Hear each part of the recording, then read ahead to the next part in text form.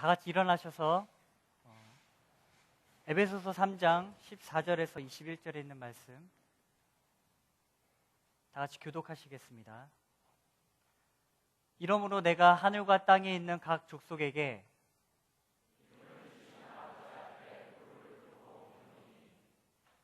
그 영광의 풍성을 따라 그의 성령으로 말미암아 너희 속사람을 능력으로 강건하게 하옵시며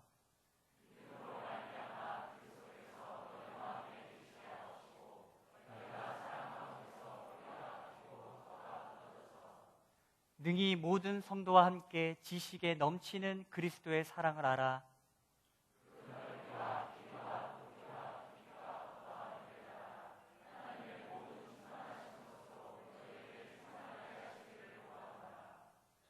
우리 가운데서 역사하시는 능력대로 우리의 온갖 구하는 것이나 생각하는 것에 더 넘치도록 능히 하실 이에게 그 안에서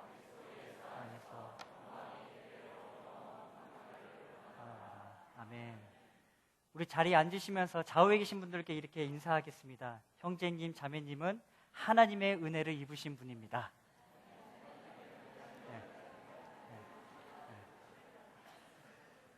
네, 여러분들은 하나님의 은혜를 입으신 분입니다. 믿으십니까? 아멘. 아멘.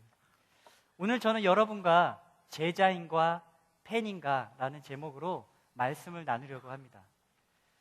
데이비드 플랫의 Follow Me 챕터 3 안에 단락 소제목 중에 제자인가 팬인가 라는 문구를 여러분은 기억하셨을 것입니다. 저는 이 소제목을 보면서 예전에 읽었던 카이 아일들먼의 팬인가 제자인가 라는 책이 기억났습니다. 이 책의 내용도 Follow Me와 많이 비슷한데요. 바로 주님을 믿는 자녀들이 그리스도의 길을 따르기 위해 생명을 건 참된 제자도의 정신이 무엇인가를 알려주는 책입니다. 이번 캠페인을 비롯하여 제자도에 관련된 수많은 크리스천 서적에서 다루고 있는 우리의 문제는 바로 피상적인 신앙, 영적 건조 증세가 심화되고 있는 팬의 삶에 관한 것이 아닌가 생각하게 됩니다. 여러분, 팬과 제자의 차이가 무엇일까요? 팬에 대해 가장 기본적인 사전적 정의는 누군가를 열정적으로 좋아하는 사람입니다. 여기에 모인 저와 여러분은 누군가의 열정적인 팬이 되어보신 적이 있으실 것입니다. 그것이 운동선수이건 가수이건 탤런트이건 말이죠. 그러나 지금은 어떠하십니까? 혹시 지금도 좋아하시나요? 그러신 분들도 있으시겠지만 대다수는 그렇지 않으실 것입니다. 카이 아이들먼은 예수님을 바라봤을 때 제자와 팬을 다음과 같이 정의합니다. 팬은 와서 환호하라, 와서 환호하다가 사라져버리는 사람인 반면에 제자는 와서 죽으라, 와서 죽고 섬기는 사람이라고 정의합니다. 사실 제자라는 단어, 헬라어로 마데테스는 지성적으로 따르고 모방하는 자라는 뜻으로 스승의 전 인격의 삶을 통한 삶을 전수받은 자로 이해하지만 팬은 어떤 특정한 사람이나 사물을 열광적으로 지지하는 사람으로서 그 열정이 식어지면 다시 다른 것으로 쉽게 눈을 돌리는 것으로 이해할 수 있는 것이죠. 팬과 제자의 정의에서 볼 수 있는 것처럼 이 말 속에 포함된 의미의 가장 큰 차이점은 깊은 관계를 통해 형성된 신뢰가 아니라 가벼운 관계를 통해 눈에 보이는 피상적인 상황에만 초점을 맞추고 그 관계를 의미하는 것을 말합니다. 그저 피상적인 관계로서만 대상을 알아간다는 것이죠. 스포츠를 예를 들자면 팬은 일이 잘 풀릴 때는 열심히 응원을 하지만 반대 상황에 이르면 언제 그랬냐는 듯이 몸을 돌려 다른 사람을 응원합니다. 팬은 안전한 관람석에 앉아 응원만 할 줄 알 뿐 경기장에서 필요한 희생과 고통을 조금도 모릅니다. 선수의 컨디션이나 몸 상태, 정신 상태에 대해 아무것도 모르면서 겉모습만으로 보여지는 외적인 행동을 보면서 열광합니다. 이것은 삶을 전수받은 제자의 삶과는 엄청난 차이가 분명히 있다는 것입니다. 안타까운 현실은 바로 이러한 현상이 기독교 안에 일어나고 있다는 것입니다. 그렇다면 왜 우리가 주님을 알아감에 있어 제자가 되지 못하고 열광하는 팬으로만 주님을 알아가고 있을까요? 저는 그 이유를 주님을 단순히 아는 것을 넘어 주님과의 깊은 교제를 이루지 못하기 때문이라고 생각을 합니다. 오늘 본문 3장 14절에서 21절의 내용은 에베소 교인들을 향한 바울의 기도입니다. 이 기도는 에베소서 1장 17절에서 23절에 바울이 시작한 기도를 보충한 것으로 이해하면 되는데요. 1장에서의 바울의 기도는 우리가 보지 못했던 하나님의 구원의 능력과 화해의 능력을 영의 눈을 가지고 바라보아야 한다는 것을 전하고 있습니다. 1장 17절에 우리 주 예수 그리스도의 하나님 영광의 아버지께서 지혜와 계시의 영을 너희에게 주사 하나님을 알게 하시고 너희 마음의 눈을 밝히사 그의 부르심의 소망이 무엇이며 영의 눈을 통해서만이 우리는 구원의 능력을 알 수 있고 영의 눈을 통해서 마음의 눈을 밝힐 수 있으며 영의 눈을 통해서 그의 부르심의 소망이 무엇인지를 알 수 있다는 것입니다. 그런데 사도 바울은 3장을 통해 기도를 더 보충합니다. 무엇을 더 보충할까요? 바로 그리스도의 사랑의 충만함을 깨달아야 한다는 것을 보충하고 있습니다. 다시 말하면 지식을 초월하는 그리스도의 사랑을 깊이 있게 알아야 한다는 것입니다. 주님과의 친밀함을 통해서 말이죠. 유명한 영국의 신학자인 앤티 라이트는 작은 믿음 크신 하나님이라는 책에서 하나님의 사랑의 충만함을 깨닫는 것을 초대에 비유를 합니다. 이것은 하나님이 어떠한 분이시며 우리를 위해 무엇을 하셨으며 우리에게 무엇을 약속하셨는지 바라보는 초대임을 말합니다. 즉 광야의 이스라엘 백성에게 유일하신 하나님이 그들을 애굽에서 건져내어 약속의 땅으로 데려가실 하나님을 바라보는 것을 의미하며 오늘날 우리를 위해 죽으신 예수님 안에서 온전하게 알려지신 하나님을 바라보라는 것을 의미하는 것입니다. 사랑의 근본인 예수 그리스도의 충만하심을 깨닫는 것이야말로 주님의 초대하심에 응하는 우리의 자세라는 것이죠. 그러나 중요한 사실은 우리는 이 모든 것들을 다 알고 있다는 것입니다. 하나님이 어떠한 분이시고 우리를 위해 무엇을 하셨고 우리에게 무엇을 약속하셨는지를 알고 있습니다.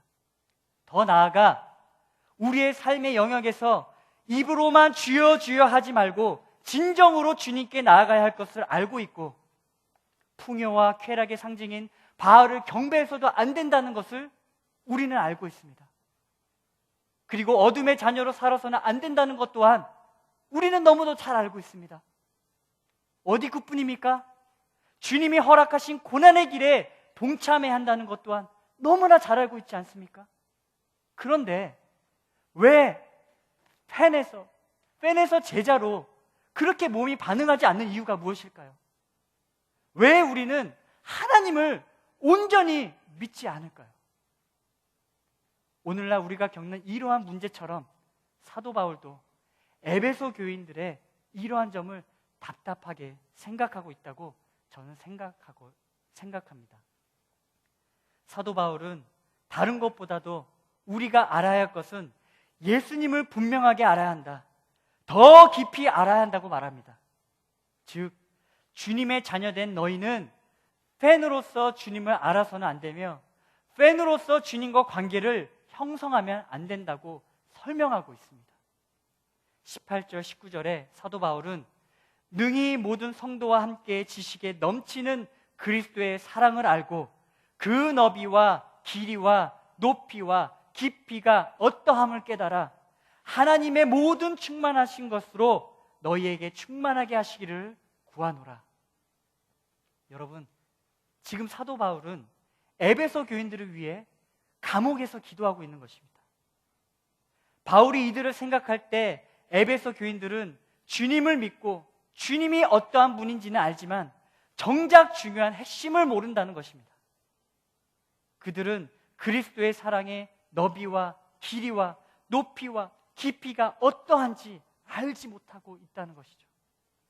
그래서 바울은 이들을 위해 이렇게 기도하는 것입니다. 너비와 길이와 높이와 깊이가 어떠함을 에베소 교인들이 알게 해달라고 말이죠.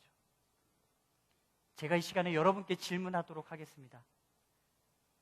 여러분은 예수 그리스도의 너비와 길이와 높이가 어떠한지 알고 계십니까? 정말 그 충만하신 사랑을 누리고 계십니까? 하나님이 나를 사랑하고 계시다는 사실이 정말로 내 마음 가운데 와닿고 계십니까? 우리가 길거리에서 주님이 나를 사랑하십니다 라고 못 외치더라도 주님이 나를 사랑하신다는 것에 마음의 평안함과 기쁨이 있어야 하지만 그런 것조차 우리가 깨닫지 못한다면 우리가 그리스도의 사랑의 깊이의 깨달음이 있다고 할 수 있습니까? 사도 바울이 에베소 교인들에게 그 문제로 기도하고 있는 것입니다. 하나님, 에베소 교인들에게 주님이 더 깊이 알 수 있도록 허락하여 주시옵소서. 주님과의 더 친밀한 교제 가운데 이들이 주님을 더 만나게 하여 주시옵소서 라고 기도하는 것입니다. 에베소 교인들을 향한 바울의 기도가 오늘날 우리를 향한 기도가 아닌지 한번 되돌아볼 필요가 있습니다. 19절에 영어 성경으로 보시면 surpasses knowledge, 지식을 초월하는 사랑이라고 적혀 있습니다. 이것은 아마도 에베소 교인들에게 더 이상 가르칠 게 없다는 것과 같습니다. 이미 충분히 알고 있다는 것입니다. 그러면 도대체 무엇에 대해 알라고 하는 것인지, 무엇에 대해 알라고 하는 것인가요? 여러분, 예수님에 대해 아는 것이 과연 지식일까요? 예수 그리스도를 아는 것은 지식을 초월하는 그리스도의 사랑입니다. 에베소 사람들은 알기는 다 안다는 것입니다. 예수님에 대해 지식으로는 알고 있다는 것입니다. 사도행전 18장을 보시면 아볼로에 대한 이야기가 나옵니다. 아볼로는 누구입니까? 바울에게 발굴된 복음의 일꾼 된 사람입니다. 그는 고린도 교회를 돌본 사람인데요, 아시다시피 그의 박식과 능병과 덕망 그리고 열정은 가히 타인을 불허하였습니다. 왜냐하면 이 사람은 알렉산더 출신 당대 최고였고 웅병가였기 때문이었죠. 일찍부터 주님에 대해 알고 있었던 아볼로는 성경에 아주 능통한 자라고까지 성경은 기록하고 있습니다. 그런데 아볼로가 알고 있는 것에는 한계가 있었습니다. 문제가 있었다는 것입니다. 사도행전 18장 25절을 보시면 그가 일찍이 주의 도를 배워 열심으로 예수에 관한 것을 자세히 말하며 가르치나 요한의 세례만 알따름이라. 요한의 세례만 알따름이라. 예수님에 대해 아볼로가 알고 가르칠 수는 있었지만 그에게 있어 그것에는 한계가 있었다는 것이죠. 그걸 브리스길라와 아굴라는 알고 있었습니다. 어느 날 두 부부는 아볼로가 전하는 설교를 들었어요. 그 설교를 들으면서 아볼로가 예수님에 대해 완전히 알지 못하는구나. 그래서 26절에 보시면 브리스길라와 아굴라가 듣고 데려다가 하나님의 도를 더 정확하게 풀어 이르더라 라고 기록하지 않습니까? 그러면 아볼로가 예수님에 대해 무엇이 부족했을까요? 그것은 바로 예수님을 인격적으로 친밀하게 아는 것이 부족했다는 것입니다. 사랑을 주고받는 친밀한 교제가 없었습니다. 아볼로는 그런 친밀한 교제를 모르고 지냈다는 것입니다. 그래서 아볼로의 메시지에는 한계가 있었습니다. 제가 서두에 팬과 제자에 대한 정의를 소개하면서 스포츠에 대한 예를 들었었죠. 여러분, 피겨의 여왕 김연아 선수를 다 아시죠? 그죠? 그러나 김연아 선수와 개인적으로 아는 사람, 친밀하게 아는 사람은 없으실 것입니다. 혹시 있으십니까? 즉, 사랑하는 관계로 아는 사람, 김연아 선수가 여러분을 사랑하고 우리가 김연아 선수를 사랑하는 관계로 아는 사람, 이런 관계로 아는 사람은 적을 것입니다. 혹시 있는 줄도 모르죠. 그런데 우리가 예수 그리스도를 김연아 선수를 아는 것처럼 이런 식으로 알면 안 된다는 것입니다. 예수님에 대해 잘 알지만 친하지는 않아요. 인격적인 교제는 없어요. 주님의 사랑에 대해 들어봤지만 구원의 감격을 경험하지 못했어요. 우리가 주님을 이렇게 경험했다면, 예수님을 이렇게 믿으면 실제로 믿는 게 아니라는 것이죠. 온전히 믿는 게 아니지 않습니까? 사도 바울이 지금 에베소 교우들에게 예수님에 대해, 사랑에 대해 더 깊이 있게 알기를 기도하는 것은 주님에 대한 지식에 대한 것이 아니라 개인적인 만남, 친밀함, 그 교제를 갖게 되기를 기도하는 것입니다. 예수님의 사랑과 예수님에 대해 깊이 알게 되는 것은 개인적인 만남, 친밀함을 통해서 가능하다는 것입니다. 그러면 그 친밀함은 어떨 때 가능하다는 것일까요? 에베소서 3장 17절에 믿음으로 말미암아 그리스도께서 너희 마음에 계시게 하시옵고, 표준 세번역으로 보시면 믿음으로 말미암아 그리스도를 여러분의 마음속에 머물러 계시게 하여 주시기를 빕니다. 친밀함은 우리의 믿음을 통해서 가능하다고 설명합니다. 즉, 믿음을 통해서만이 주님이 우리의 마음속에 머물러 계신다는 것을 확신할 수 있고 경험할 수 있다는 것입니다. 믿음으로 말미암아 사랑 속에 뿌리를 받고 털을 잡아서 예수님이 우리 마음속에 머물러 계시게 하는 것이 바로 주님과의 친밀함이라는 것이죠. 우리가 예수님을 믿어도 이렇게 믿어야 한다는 것입니다. 믿는 것이 교리가 되어서는 안 됩니다. 여러분이 지적으로 동의하는 것으로만 있으면 안 되고 실제로 만나셔야 한다는 것입니다. 우리가 사랑에 대해 많이 들었다고 과연 경험한 것과 같을 수 있을까요?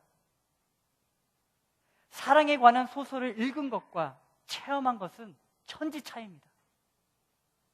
여러분도 아시다시피 사랑에 대한 이론은 빠삭하시지만 그 사람이 사랑에 대한 경험이 없다면 어떨까요? 예수님의 사랑을 아는 것과 체험하는 것이 이와 같다는 것입니다. 여러분, 죄송한 말씀이지만 아직도 주님을 사랑하지 못하셨다면 아직도 예수님을 알지 못하는 것입니다. 우리가 십자가의 복음을 아는 것은 중요합니다.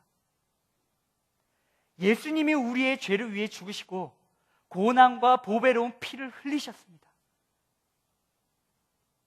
그렇게 죽으심으로 죄사함의 길을 열어주셨고요.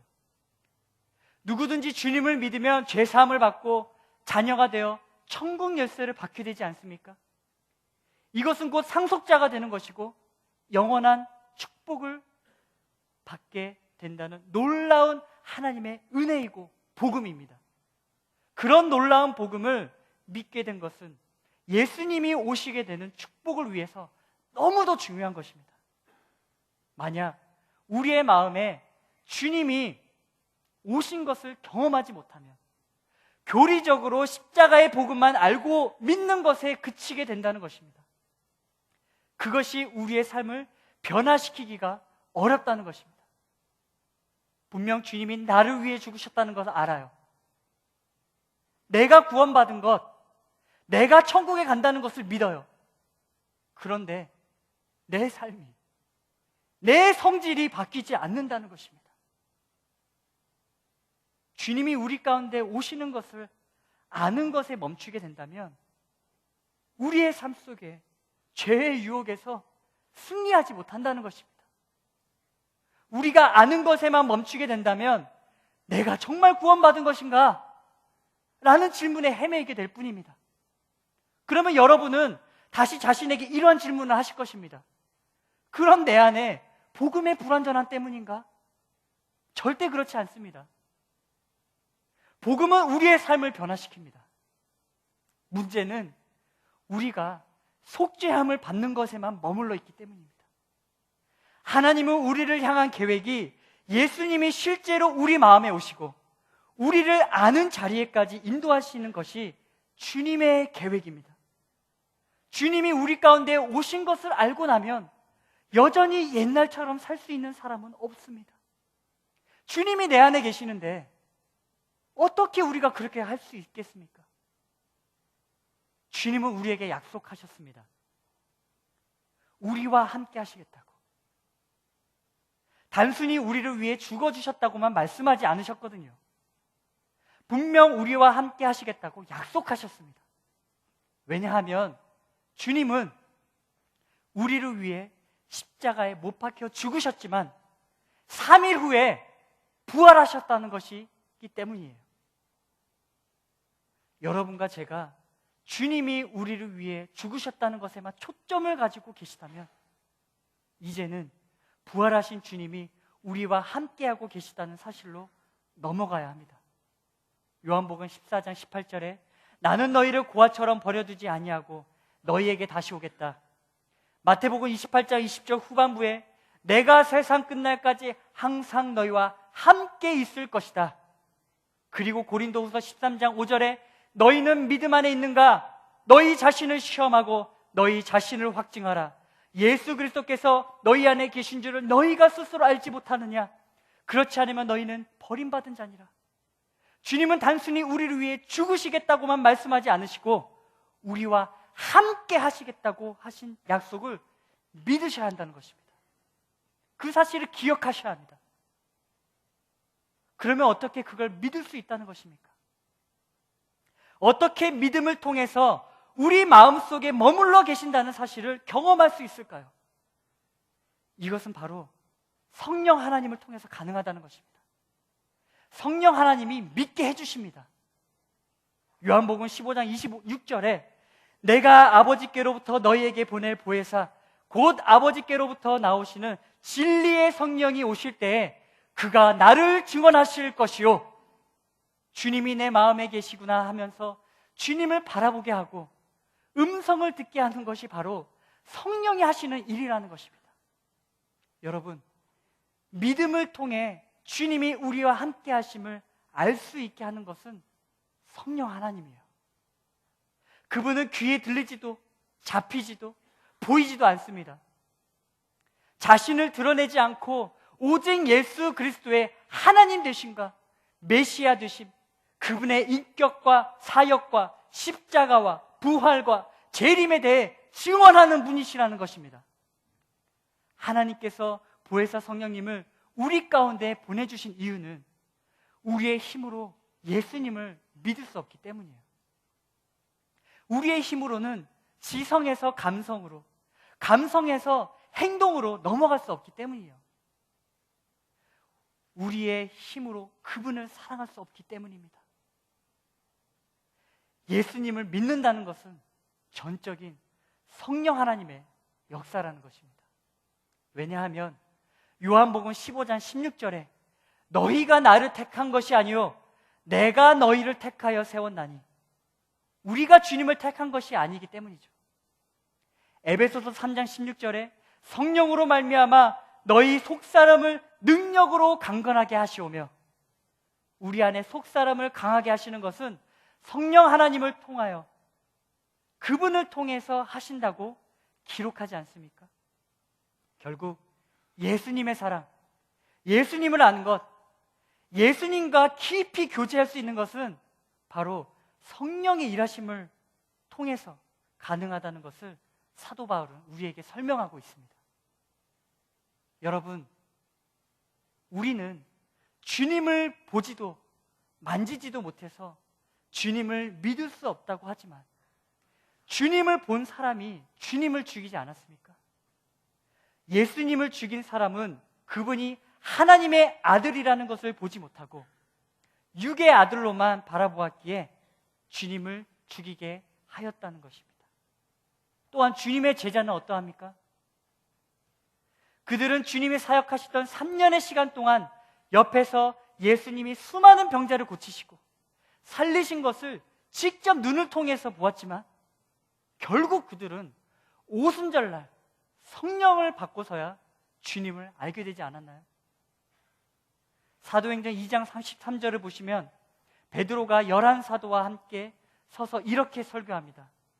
하나님이 오른손으로 예수를 높이심에 그가 약속하신 성령을 아버지께 받아서 너희가 보고 듣는 이것을 부어주셨느니라.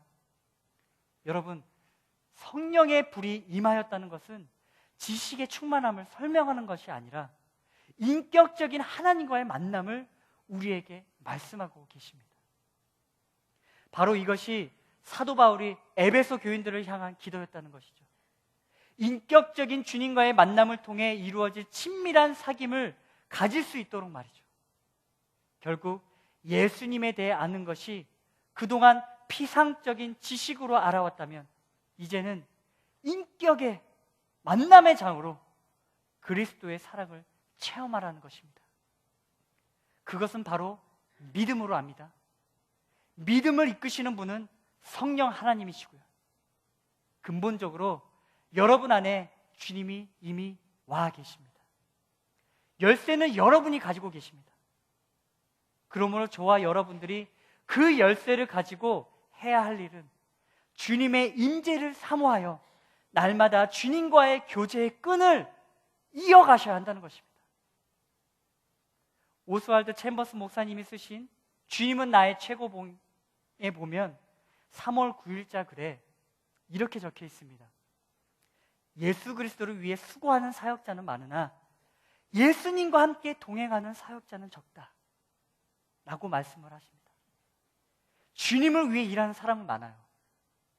그런데 정말 주님과 동행하는 사역자는 참으로 적다는 것입니다. 왜 그럴까요? 왜 예수님께서 당신의 종에게 당신을 드러내지 않으셨을까요? 여러분, 문제는 우리라는 것입니다. 문제는 우리예요. 예수님이 문제가 아니라 우리가 문제라는 것입니다. 우리가 주님을 위해 일을 할 수는 있습니다. 그러나 동행하는 것은 전혀 다른 문제예요. 많은 성도님들이 예수님이 나에게 나타나주지 않으신다고, 꿈에서조차 나타나지 않으신다고, 주님의 음성을 들을 수도 없고 말씀 가운데 은혜가 넘치길 원하는데 왜 주님은 내게 역사하지 않으실까? 라고 말을 하지 않습니까? 2월 12일자 글에 오스왈드 챔버스 목사님은 다시 한번 이렇게 기록합니다. 많은 그리스도인들이 하나님의 음성을 듣고자 하지만 실제로는 아니라는 것이죠. 실제로는 그렇지 않다는 것입니다. 그러면서 출애굽기 20장 19절에 이 말씀을 인용합니다. 모세에게 이르되 당신이 우리에게 말씀하소서 우리가 들으리이다. 하나님이 우리에게 말씀하시지 말게 하소서 우리가 죽을까 하나이다. 여러분, 이게 무엇입니까? 하나님의 음성을 듣는 게 싫다는 거 아닙니까? 분명 주님이 말씀하시면 내가 원하는 것과 정반대의 길을 요구하실 수도 있을 텐데, 또 분명히 주님은 우리에게 고난의 길을 요구하실 수도 있을 텐데, 여러분, 이것이 바로 우리의 마음 아닙니까? 이것이 바로 제자가 아닌 팬의 모습이 아닐까요? 오늘 이 시간에 저와 여러분의 마음을 한번 점검해 보았으면 좋겠습니다. 우리가 시작하는 캠페인에서 데이비 플랫이 말하는 것 또한 바로 이런 것입니다. 우리가 진짜 주님을 주인으로 모신다면 온전히 주님과 동행하라는 것입니다. 동행한다는 것은 온전한 관계를 형성해야 한다는 것입니다. 그럴 때 나는 죽고 오직 주님이 살아나 성령 하나님이 온전히 우리를 이끌어가는 참된 제자의 길을 걸어갈 수 있다는 것입니다. 여러분 지금 어디에 계세요? 여러분 예수님과 함께 수고하다 지치시나요? 아니면 예수님과 함께 동행하십니까? 성령 하나님을 내 안에 모심으로 그분과 함께 친밀한 교제 안에 들어가 그분과 동행하고 계십니까? 기독교 영적 각성의 역사를 보면서 수많은 신학자와 목회자분들의 삶의 공통점이 있음을 발견했습니다. 청교도 최고의 신학자인 존 오웬, 개혁 신학자의 최고인 존 칼빈, 감리교의 창시자 존 웨슬레, 그리고 조지 휘필드, 조나단 에드워드, 찰스 스펄전, 그 목사님들의 사역과 삶에 대해 읽다가 이분들의 공통점을 발견한 것이 있어요. 그것은 살아계신 하나님을 만났다는 것입니다. 그래서 그분들이 위대하게 하나님의 쓰임을 받게 되었다는 것입니다. 그런데 이분들의 흔적이 담겨진 어느 책에서조차도 어느 목사님의 설교를 통해서 은혜를 받았나, 체험했나, 그런 것에 대해서는 역사에 나와 있지 않더라고요. 분명 누군가는 그분들에게 영적으로 눈을 뜨도록 도와주셨을 수는 있습니다. 그러나 그분들을 이끌었다라고 기록에 남는 것은 성경 말씀과 성령의 역사뿐이라는 것입니다. 오직 성경 말씀과 성령의 역사만 남았다는 것입니다. 이거면 충분하다는 것입니다.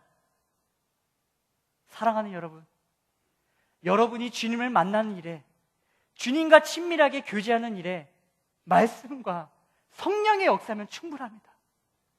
주님이 그렇게 해주십니다. 여러분이 예수님을 여러분 마음 가운데 오셨다는 것을 진지하게 받아들이신다면 하나님이 여러분 마음에 오셨음을 믿으셔야 합니다. 그리고 주님을 알게 되기를 구하시고 주님을 바라보는 눈을 구하시면서 주님은 반드시 그렇게 역사하신다는 것을 마음 가운데 확신하셔야 됩니다. 그러면 우리는 팬에서 참된 제자로 주님과 함께 동행하는 자리에까지 이르게 될 것입니다. 성령으로 말미암아 얻어진 믿음은 능력입니다. 아멘. 믿음은 완전한 능력입니다. 아멘. 말씀을 정리합니다.